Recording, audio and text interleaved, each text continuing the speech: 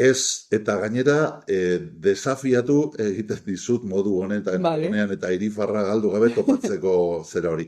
Nik ez nuen erabili hitz hori, ez dut inoiz erabiltzen, ez da existitzen dei efektu hori, existitzen dena da toki batzuetatik kanporaketa efektua, hori bai.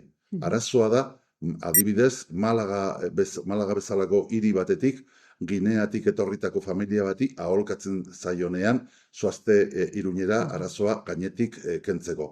Hori ez da dei efektua, hori da kanporaketa efektua, eta benetan esate dizu. Posten naiz, inolaz ere espresio hori iruditzen zaidelako iraingarria eta gainera iruditzen zait injustua, oso injustua.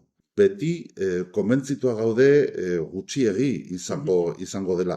Iruñetik ez dugula arazo hori soluzionatuko inolaz ere, baina nik baita azken osoko bilkuran ere desafioa egin nien PPko eta UPNeko zinegotziei adibidez, esateko ze beste hiritan hemen Iruña baino baliabide gehiago destinatzen diren momentuz, ez didate deus esan, eta segurezki hori da horrela, ez delako existitzen. Badakigu, egiten dugun guztia ez dela nahikoa izango, eta batez ere, mundu guztiak jakin behar du, orain arte bezain solidarioak izango dugula. Batzutan gauzak egingo ditugu ongi, beste batzutan ezain ongi, baina desde luego borondatea da dudari gabe ahalik eta ahalegin handien egiteko. Bata da adostasun aurrekontuetan, adostasuna, presupuestori gabe, aurrekonturi gabe ezin da hori bota, eta prozesua oso gareztia izango da egiten denean. Eta bigarrena, babesa kendu behartzaio eraikinari. Esaten dutenean, alkatetza dekretu baten bitartez, bihar goizean erorien monumentoa bota ahalko zela, zuzenean, gezurra esaten ari dira. Hori ez da egia. Alkateak eta niko zongi dakit, alkateak zer egin dezaken eta zer ez, alkateak behar du aurrekontu bat, eta horretarako behar du gehiengo bat hemen udaletxean, ez dudana. Eta bi, baita ere parlamentuan. Ze parlamentuan dago orain urrengo fasea. Hau da, babes legala kentzearena. Zan edut, hasieratik ikusten genuen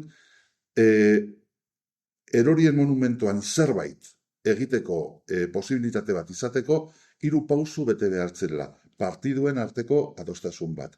Adibidez, aurrekontuak lortzeko. Dirua lortzeko.